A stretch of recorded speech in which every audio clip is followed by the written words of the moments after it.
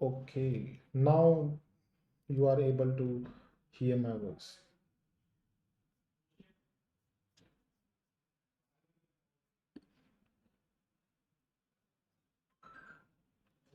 Now you are now tell me if my voice is audible. Now check if my voice is audible. Drop some comments like if my voice is audible.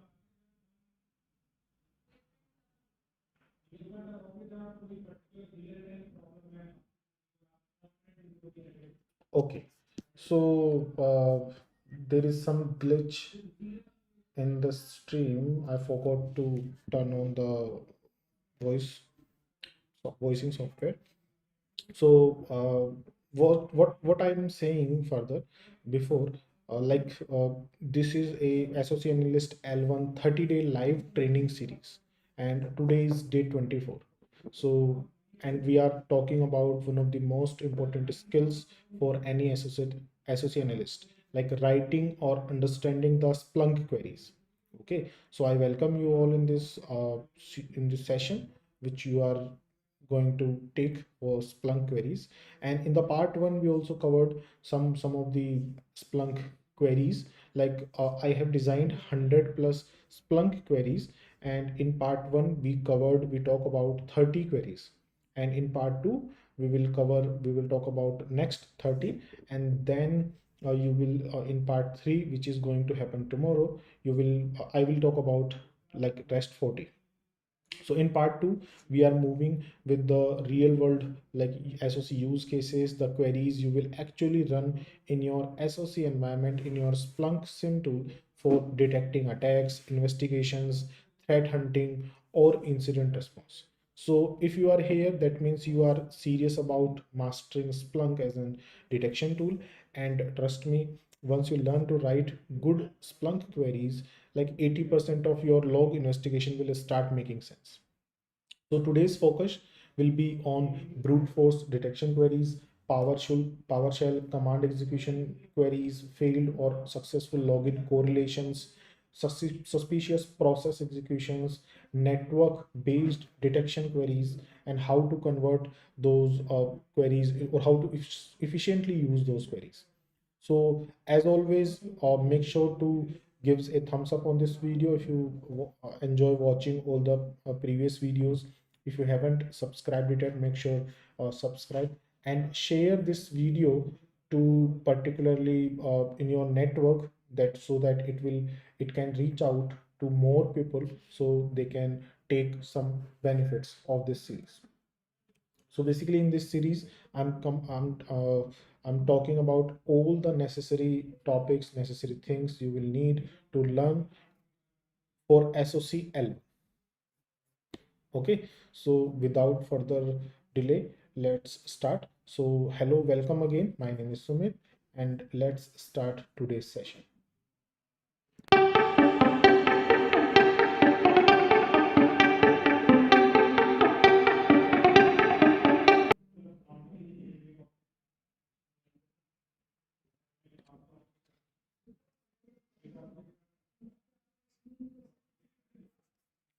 Okay, so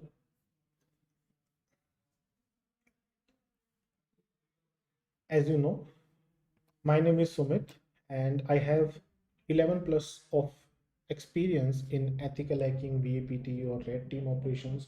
Most of you are following me on the LinkedIn. I have receiving 100 plus messages, or you are following me, or you are contacting me on Telegram for your queries. So thank you everyone for your trust and your nice words.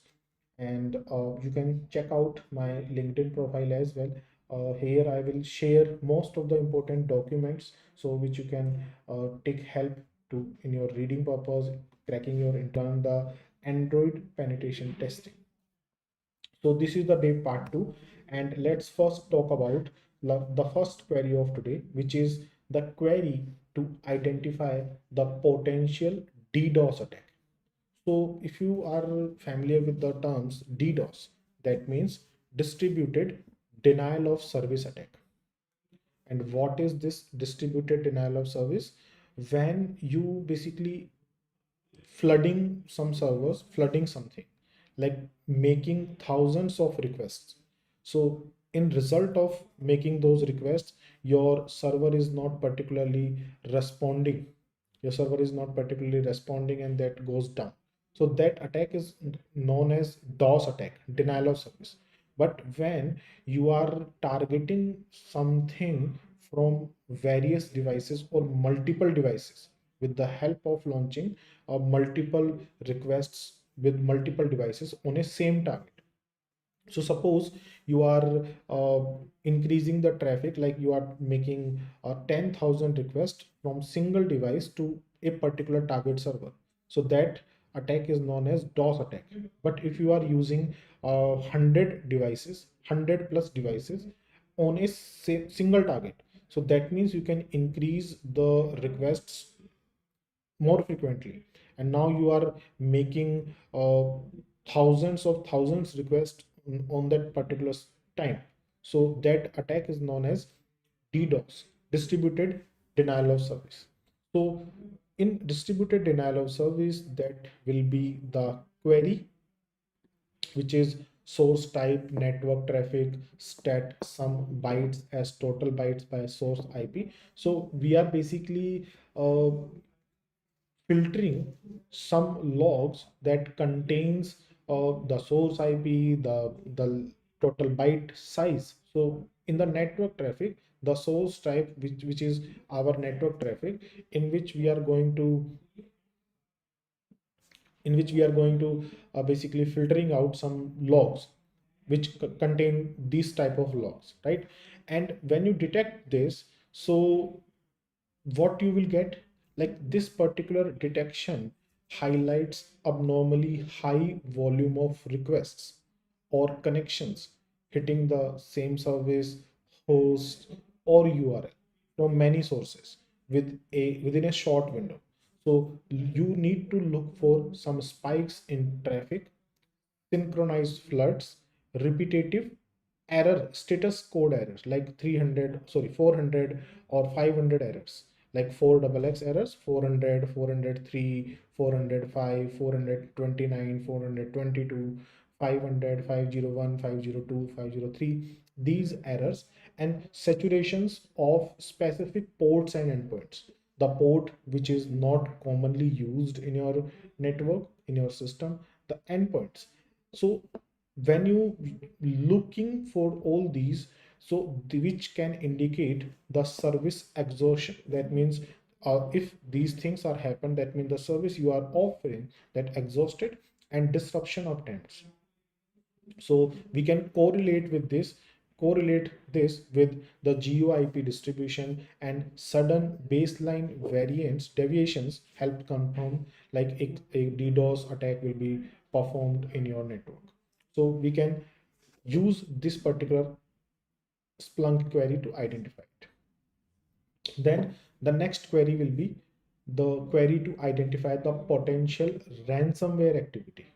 So if you are know about the malware, or if you attend that malware session, so in that session I particularly talk about the ransomware. Ransomware is a malware family member. That means a malicious software in when this particular software is installed, in order this particular thing will be encrypting your drives, your files, and in order to decrypt your files and drives, the attackers basically demanding some money, demanding something.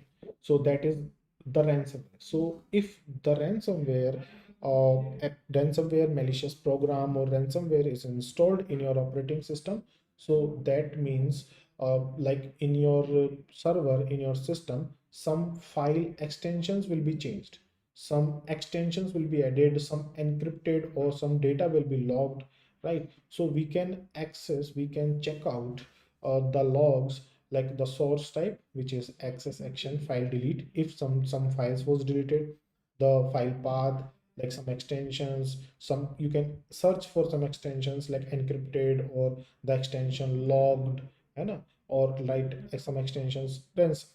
So this will be your Splunk query to for finding the potential ransomware activity on your applications, servers, or systems. So this particular query focuses on sudden or abnormal file activity patterns such as mass file modification. Like many files will be modified on your system, rapidly renaming with new extensions. You have some files installed in your system and they will be renamed. So the rapid renaming with new extensions, bulk encryption behavior. If that ransomware is installed, ransomware activity will be happened in your system. So the bulk encryption behavior or high volume of delete or write operations in very short period of time. So because ransomware frequently touches hundreds or thousands of files per minute, often replacing extensions like docs, .pdf, .xls. Like these are the common file types we have in our system. So that will be replaced with .logged, .enc, .crypt, right? So identifying this particular in early phase will help you to isolate the infected host before the attack basically spread it across all the shared drives or all in your network file systems. So you can easily detect it with the help of this Splunk query. The next we have is query to identify the potential insider threats. Insider threats means like if some file was uploaded, like user some authenticated user is particularly accessing some sensitive files which they normally don't use or don't download or don't upload. So this Splunk query will help you for identifying the suspicious behavior coming from legitimate, like the original user, already authenticated user, those users who already authenticated with your system, accessing sensitive files, downloading large amount of data, logging at odd hours, right? Using unauthorized tools, connecting to external storage like cloud services, right? So these are known as insider threats, and insider threats often bypass traditional security alerts because in non-traditional security alerts, an unauthorized user will be doing those tasks. Like if an unauthorized hacker will be downloading your data, so they might be exploiting some of your system weaknesses or system vulnerabilities. But if in traditional security alerts, like some of the trusted persons, some of the activity will be happening with a trusted account, and that is known as insider threat. So insider threat basically uses to bypass the traditional security alerts for spotting, like if you're running this query, then we are basically spotting deviations from a user's normal behavior, like what a normal user is regularly doing, and then when what is he currently doing. So we can basically protect from data theft, sabotage of systems, malicious intent from an employee, contractors, or some compromised accounts. Then the next query we have is to identify the successful authentication attempts from unknown IP addresses. Because like see the big thing in the picture, like suppose you have some authentication panels or some authentication is basically required to connect with something that you have in your network. So an attacker can connect with it, but what can be happen, like suppose you are seeing in the logs like a successful authentication, so that means like someone has have your credentials. But what can be the scenario, like maybe they are accessing with unknown IP addresses, so might be your credentials will be leaked somewhere. So a malicious actor, malicious attacker, malicious hacker can connect with your or authenticating himself to your system. So basically we are identifying some successful authentication from unknown IP addresses, right? So you can use that query, which is source type access, like access.log, then action login. That means we are basically checking the actions which is used for login. Then stat count by source IP. So the source IP you need to provide here. then where count 5 not src, then the range of IPs. So basically in that example I'm using the class C or class A subnets, but you can further use according to your network structure. If you are familiar with the subnetting, then obviously you will understand it, like what is written here, like what is /16 CIDR or what is /8 CIDR. So these subnetting session is already happened, like you need to check, I think days 5 or 6, in which I talk about the subnetting. So this detection basically focuses on successful logins originating from IPs a user or host never used before, right? Including new geolocations, new VPN access nodes, or cloud providers. So it's valuable for catching silent account compromise. Your account, maybe your account was compromised that you are not aware of. So, like the valid credentials are leaked somewhere using some malicious activity, or intentionally or non-intentionally, but those will be leaked and the attacker is using this activity for a specific service like SSH, RDP, VPN, database, OWA, right? So that will be your Splunk query. Now we can use the source type equals to network traffic, then the service name. So if you are using the RDP, then you need to replace the SSH with RDP. If you are going to check on a VPN, then you need to replace with VPN, right? And then the stat count by source IP, and then the count by 10. So this particular detection will help you to track the repetitive authentication failure against a single service, right? From the same source IP or many usernames. So that means a brute force activity. We already talk about the brute force activity many times. So hopefully you will get the idea here. Next, the successful SSH logins from unusual countries. Like you got some logs that are saying like you got a successful SSH login, but from unusual country. So we can basically checking the logs with the help of Splunk query to identifying it. Like if we have any successful logins from unusual countries, so that will be your country. So that will be your query, which is source type, then access, action, login service, then IP location, then the country, and then the country name. So this particular query will help you to detect the successful SSH authentications originating from countries not normally associated with the user or your organization. Suppose your organization is working on in Indian perspective, but you are having a successful logins from Nigeria. So that means someone, maybe some malicious one is trying to connect with your server. Then the potential attempts to exploit known vulnerabilities. So these are happened normally on web applications. So if in your network, if in your server, a web applications are hosted, so maybe someone is trying to exploit the common or known vulnerabilities. Suppose you are using the WordPress, the CMS WordPress in your application, or further things like any CRM software or any tracking software, or any framework, web framework, right? So maybe an attacker is basically trying to exploit the known vulnerabilities that are disclosed in the form of CV. So you can check out the CV or CWE. Then this particular query will help you to check the request and events that has the some CV fingerprints, like the specific exploit strings, right? So some suspicious user agents, some banner checks, port scanning, some errors, 400 client side or server side errors. So this particular query will help you to analyze it. Then the potential brute force on a specific user.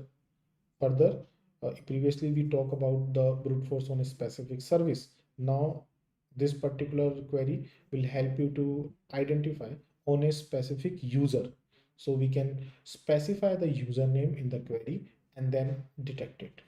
You already know the outcomes or the impact of brute force and how should we implement it. So that will be your query. Then the man in middle attack. So the query will be checking the TCP protocol, like the law we are basically the source type will be selected as network traffic, so we are following the TCP protocol, then the destination IP. So this particular detection is basically focusing on the signs that network traffic is being intercepted, altered, or rerouted between the users and the legitimate destination, right? So indicators include unexpected certificate issuers. Like when you checking the logs, you need to, if you find something like something indicates with unexpected certificate issuers, sudden changes in TLS fingerprints, ARP spoofing patterns, mismatched DNS resolutions, or traffic being proxied through unknown internal host. So they are all the signs of MITM activity, man in the middle activity. And the MITM activity is basically performed to launch the certain attacks like session hijacking, credential theft, or lateral movement, or like authentication compromise. Then the next query we have is a query to identify the potential data exfiltration attack.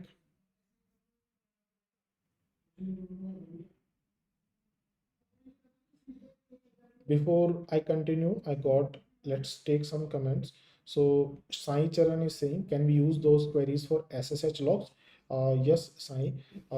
In this queries, you will have the SSH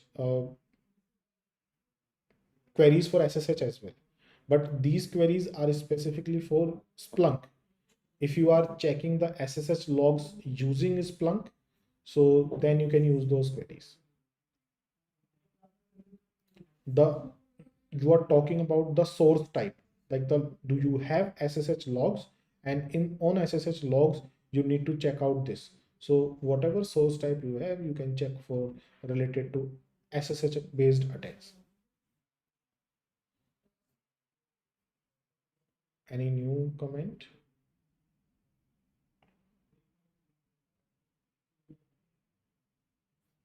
Okay, so before further going with, I'm going to show you something.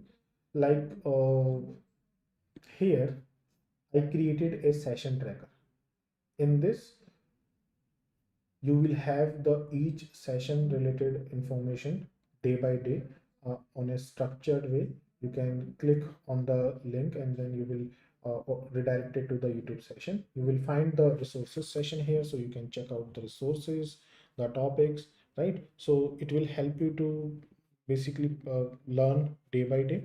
And in the resources drive, i I have uploaded few more resources. So those who are following this resources drive, so recently I uploaded the event IDs for SOC Analyst, the top event IDs, then some of the incident response Q&A questions, then the cookie, somewhat like what is cookie, so everything about cookie, some reference notes, then all about firewalls, like what is firewall, how you can use it, types of firewall, and furthermore, then some of the attack types, like recently, like in previous slide we talk about the MITM. So what is MITM actually? So by reading this you can basically understand what is MITM, what is brute force, what is smurf attack, right? So uh,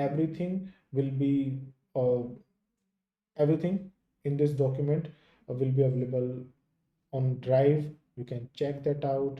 That will definitely help you, right? And then I uploaded uh, some a CH exam set. So here, if you are preparing for CH, certified ethical hacking version 12, so there are some questions, the explanations or answers you can follow or read out.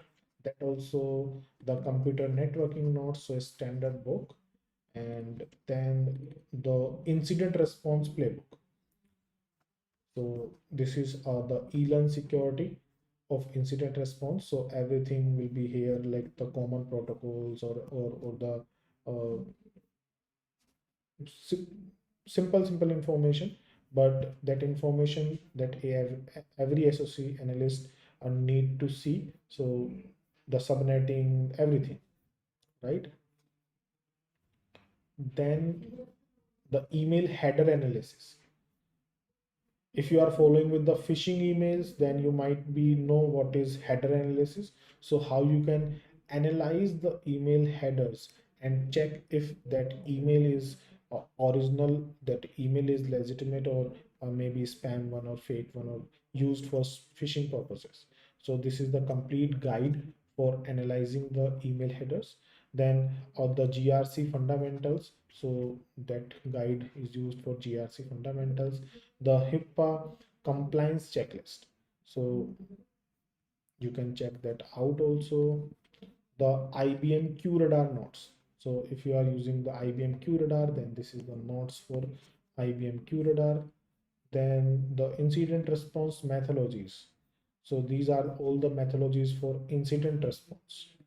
Then the Linux book, the network traffic flow analysis, the complete networking guide, the phishing tools, top tools we have for phishing. Like if you analyzing some phishing based activity, then you might need those tools.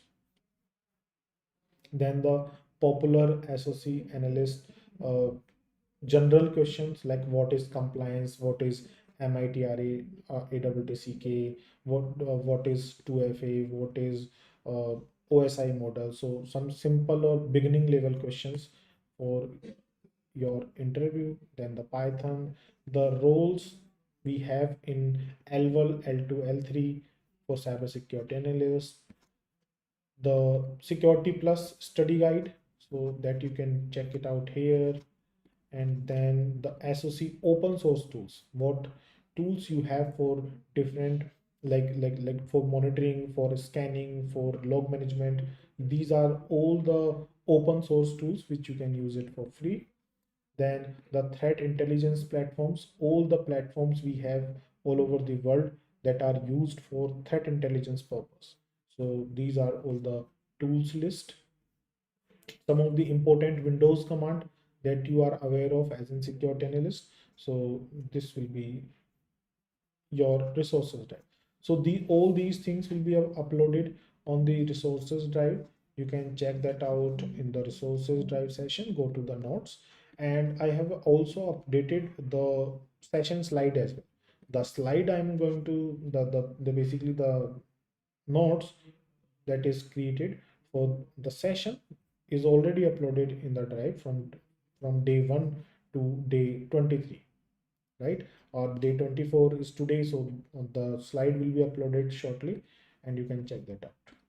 So these particularly will help you to basically making some notes or practicing and all. You can check out the other profiles of mine which you can easily go with by visiting the YouTube channel.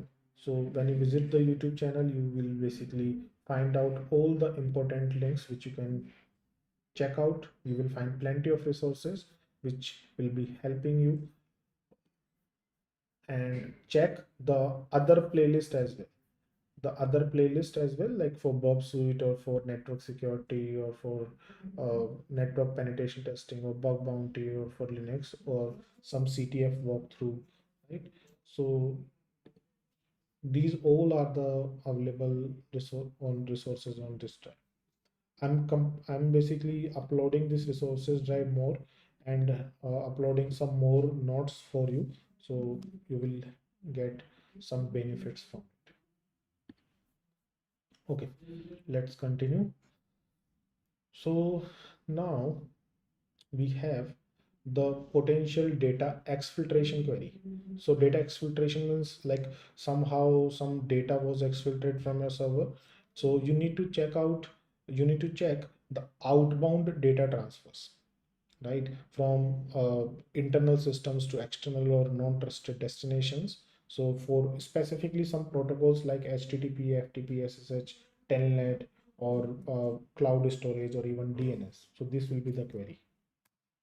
The next query is the ransomware activity on specifically Windows system.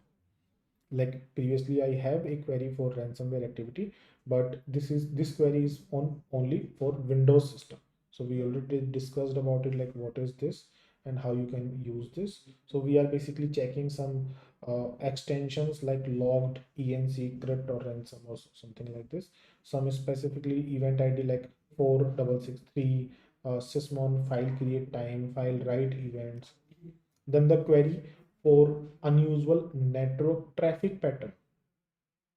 So like some volume spikes, some rare ports and protocols are used, some new or high risk destinations, right? So these can be checked. These some active some resources or some queries can be run to highlight like the low byte beaconing, high connection rate, right? C2 activity, data exfiltration.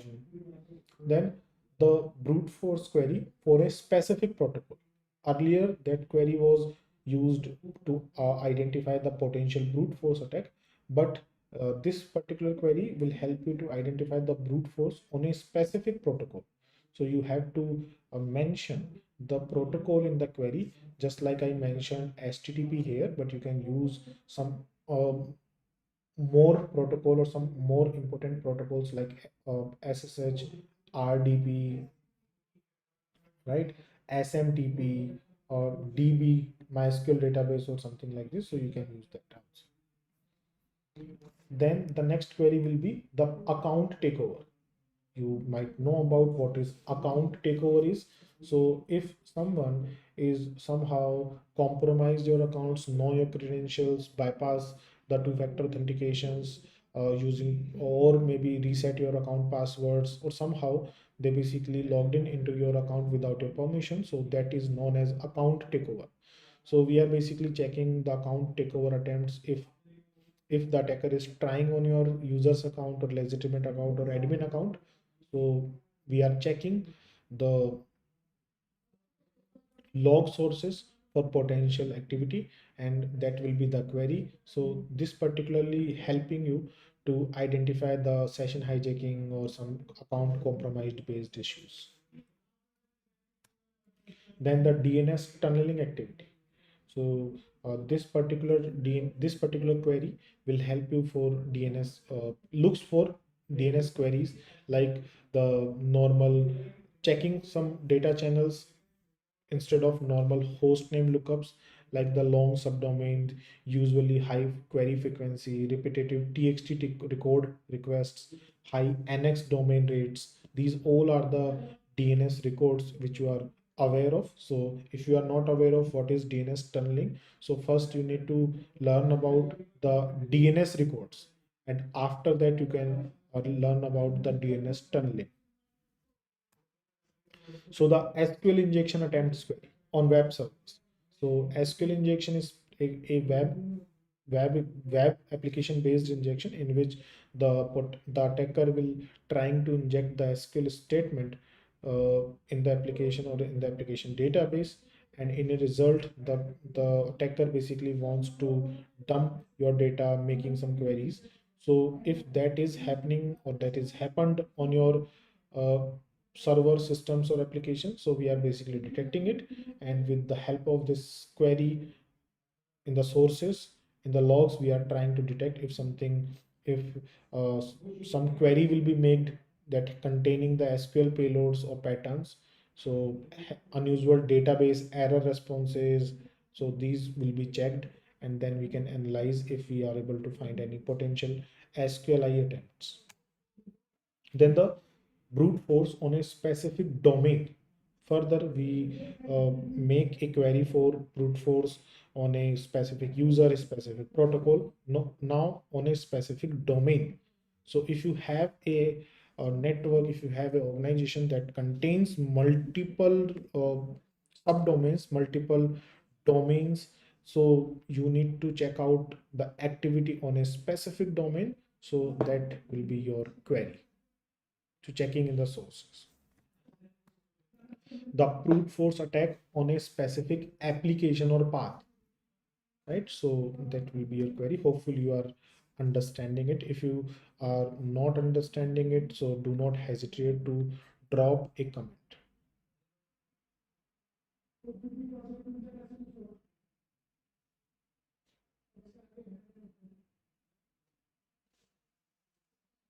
So yeah, Prasanna is saying something like open Splunk for real, upload a file and apply these queries on the data. Yes, Prasanna, but the source type is also important. Like what type of logs you have, that will be also important. Sometimes you need to analyze the real logs, so you need to connect the log sources with the Splunk. But if you have the downloaded logs, then it would be very easy to upload. Then you can apply those queries to understand like what to understand the outcomes. And then when outcomes came, you need to analyze it. You need to check out if sometimes like a regular activity can be flagged as a potential uh, malicious activity, but you need to like querying this, that doesn't mean everything comes is a potential issue, potential alert. You need to analyze it. Suppose you are receiving a successful login based activity, that doesn't mean like every successful login happened by a attacker. Maybe a legitimate user is doing the authentication process, but so you need to check out this. The query is basically used to filter something from all the log files, because in the log files you have thousands of thousand long data, thousands of queries. But on those all logs we are specifically filtering something. So whatever you have by applying on those queries, then again you need to analyzing it. So running that query will only do the 30-40% of your task, but then you need to analyze the result, and then you will create a report or uh, checking if that is something really happened or that is a potential mistake. So the next query will be the identifying the phishing attempts through email attachment. So we are basically checking the email attachment types of log. So the source type will be email, uh,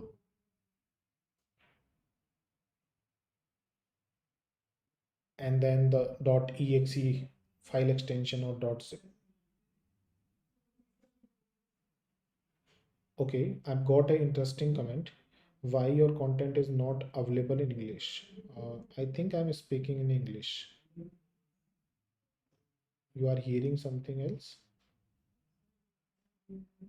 Jokes apart, but yeah, all the content is available in English. Some like a single series like the Bob suit is making in Hindi, but the SOC one is available in English. The starting few videos I'm using the both languages like English or Hindi, but further when you go through with the, like day 11 or day 10, after that I only speak English. I didn't use the Hindi anymore.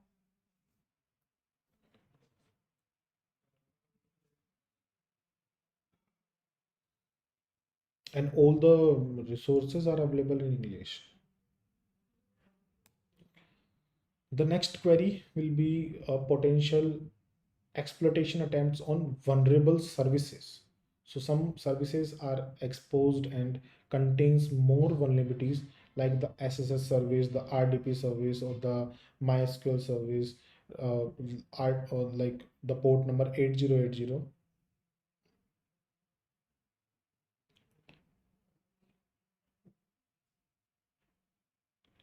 So that will be your query to identifying the exploitation attempts on vulnerable services.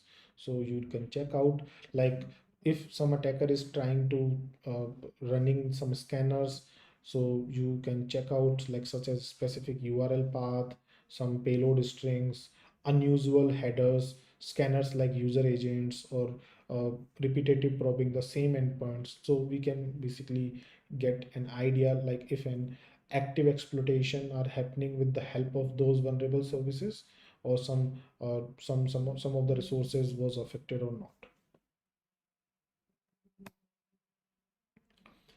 Then the recurrence activity, because recurrence is the first step of any attack. So if an attacker is trying to get or trying to running something to get the information from your network, so maybe they are doing the recurrence activity, and to perform the recurrence they are using some tools and techniques. So if we check out something in the sources, something in the logs for any potential recurrence activity, so we will get out like a slight idea like what is happening. So that will be your query. So this particular detection will highlight the information gathering part, like some port scans, service scans, directory log file enumerations, debugging endpoints, banner grabbings, or multiple 403 responses, right? Then the next is XSS attack. So if you want to check out any XSS activity on your web servers, run this query and this will fetch some outcomes from the logs. So any script executions, JavaScript payloads, WAF alert, then the privilege escalation attempts. So privilege escalation we already discussed in the yesterday's session. That means you are checking something like if a normal user or if the privilege was uh, escalated from normal to high or high to normal. So checking some sudo commands, checking some run as command, or the membership changes, creation or modification of any subscribe privileged services or subscribed services or premium services, right? Then the query for web application based attacks. So for particularly talking about all the web application based attack, so you need to follow the OWASP top 10, in which you know might know about the SQL injection, LDAP injection, XML injection, then the LFI, RFI, XSS, CSRF. So these are the common web application based attacks, and in the logs we are basically checking it if someone is trying to perform those things: path traversal, the authentication bypass, brute forcing, right? So that will be your query. Then the lateral movement. So lateral movement means like using a compromised host, and then using that we are basically gaining initial access and then moving from another system inside the network. That is known as lateral movement. So if you are observing, if you are want to check out any lateral movement activity on your server, you need to run this query and then analyze it.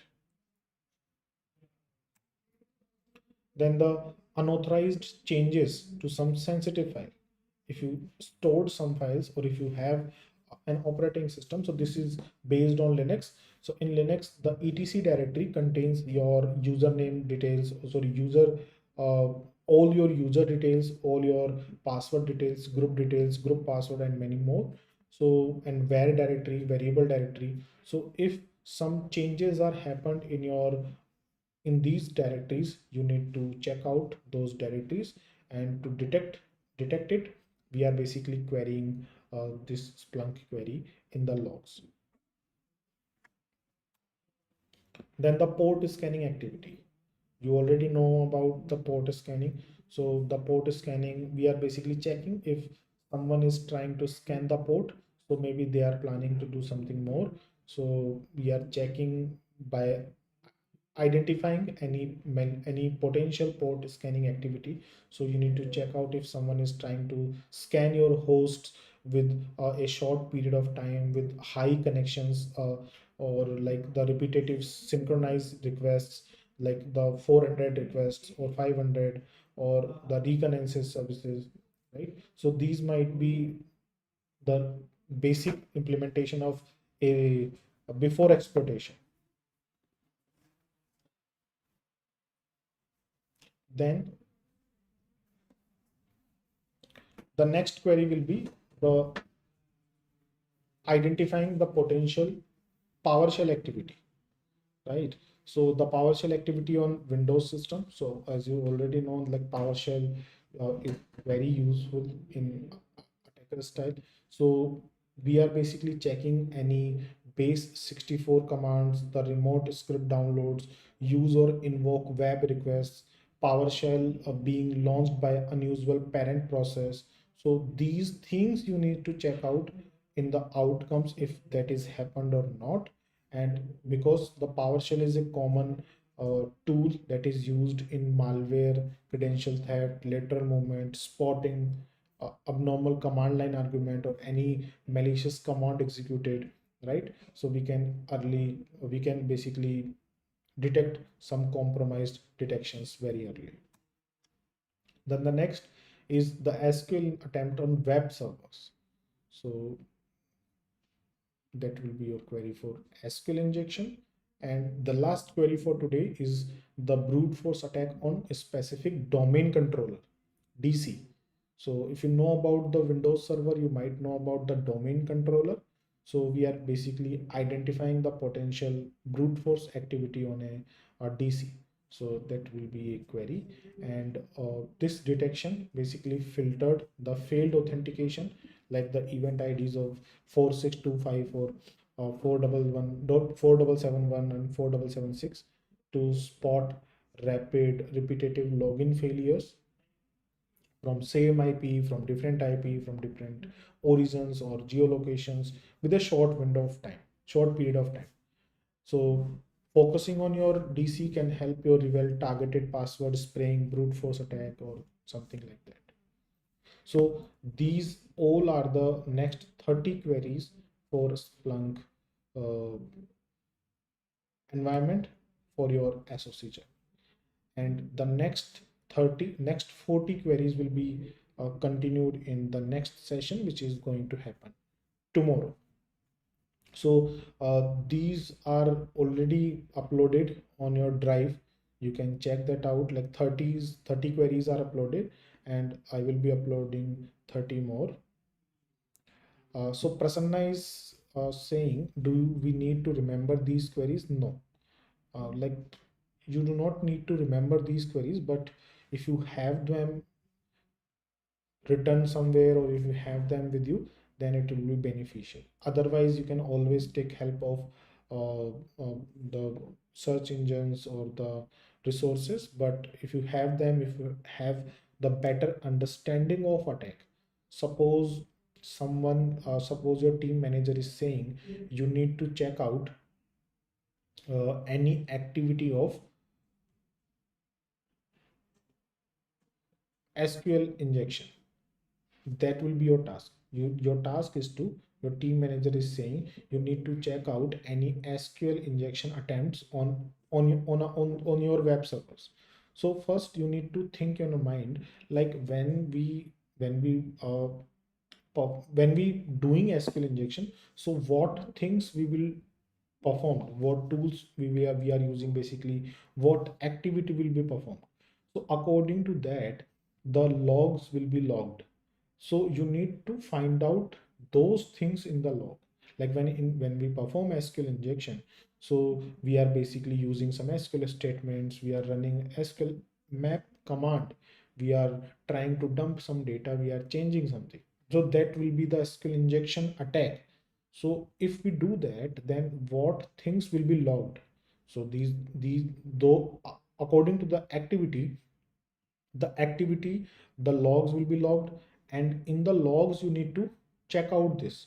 So you need to filter out something like the changes in some files, or accessing some critical files, or if you find some traces of running the SQL statements. So that's how you will run those queries. So if you have the understanding of the attacks, you can easily design the filters, the queries for Splunk, and then you can get the data. After that, you can analyze it, like if something was actually changed, or something was actually happened or not. And then you will create a final report, like if the attack is happened or not. Sai Charan is saying job market for SOC L1 for fresher can be hired with without any certification. So Sai, the market is very high. Like the demand for SOC is like Every institute, every organization, every company needs the SOC analyst. And as the cyber risks are arises, cyber attacks are happening, so the demand is very high. But yes, like the hiring process is something like you need some certifications. So go with the some free certifications that are available in the market, with some global exam providers like the EC Council, or like Try Hack Me, or many more. Or if you can afford it, then do the EC Council SOC Analyst certificate. Okay, so that will be for today, and all the links are available in the video description. Go check them out. As always, make sure you subscribe the channel and thumbs up with the video, so if you liked it. And